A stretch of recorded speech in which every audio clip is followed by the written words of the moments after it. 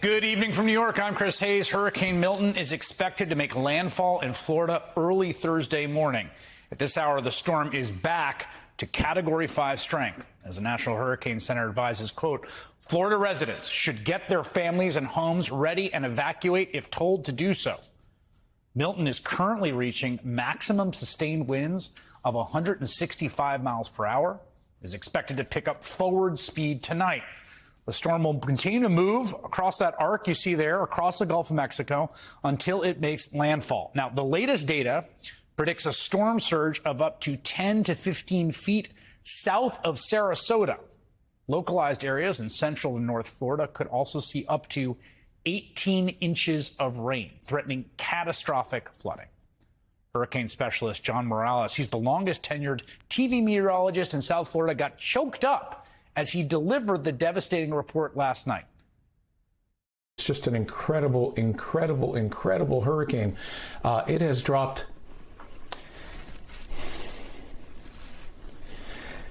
50 millibars in 10 hours. I apologize. This is just horrific. Maximum sustained winds are 160 miles per hour, and it is just gaining strength in the Gulf of Mexico, where you can imagine the winds. I mean, the seas are just so incredibly hot, record hot, as you might imagine. You know what's driving that. I don't need to tell you. Global warming, climate change, leading to this and becoming an increasing threat. As John Morales says, we do know why this is happening. Climate change is making our Earth, and especially our oceans, hotter. The Gulf of Mexico has seen record warm water this year. We covered it actually in the summer, warning that this was going to happen. Those higher temperatures fuel stronger storms with higher winds, more rain, and worse flooding. I mean, all this stuff is complex. Storms are complex, but this part is simple. The storm essentially sucks up the heat and uses it as energy. It is like packing more dynamite into a bomb. The warmer the water, the more energy there is. Now, Hurricane Helene just showed us how this phenomenon is wreaking havoc, even in areas previously thought to be safe from these kinds of storms. Tucked away deep in the Blue Ridge Mountains, Asheville, North Carolina was considered a little slice of paradise. Some called it a climate haven, suggesting it was immune to extreme weather. But last week, that paradise turned out to be an illusion.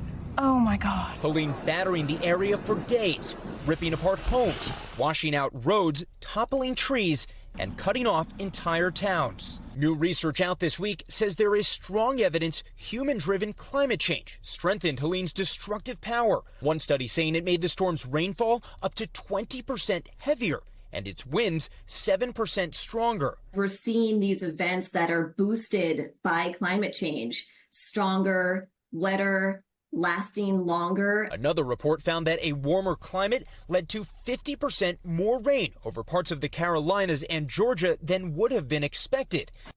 Storms like Helene and what we expect to come from Milton are precisely what experts have been screaming about for decades now. As John Morales told Nicole Wallace, it is why he got so emotional over last night's forecast.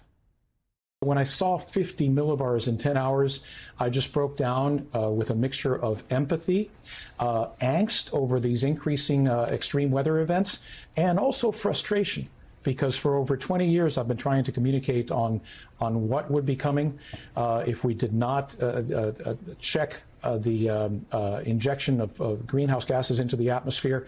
And well, here we are, and it's not going to get any better. So we are now preparing for the second major climate change-fueled hurricane in 2 weeks, which could put a dangerous strain on federal resources.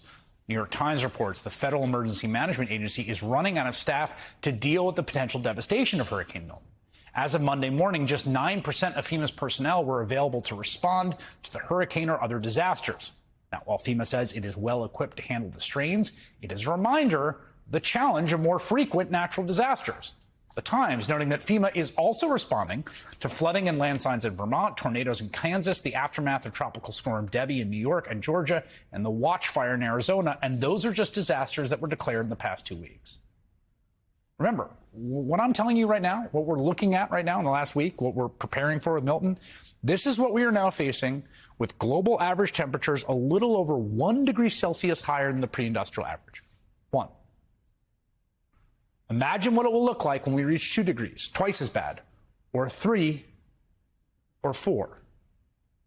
That is the world Donald Trump would push us towards faster if he returns to the White House. Not that he cares, he thinks it would be good for real estate values. When I hear these people talking about global warming, that's the global warming you have to worry about. Not that the ocean's going to rise in 400 years, 1/8 of an inch, and you'll have more seafront property, right, if that happens. I said, is that good or bad? I said, isn't that a good thing? If I have a little property on the ocean, I have a little bit more property. I have a little bit more ocean.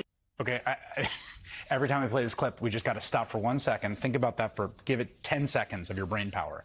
If the oceans rise, do you have more beachfront property? Does that make sense? If the oceans rise, do you have more beachfront or you have less, right?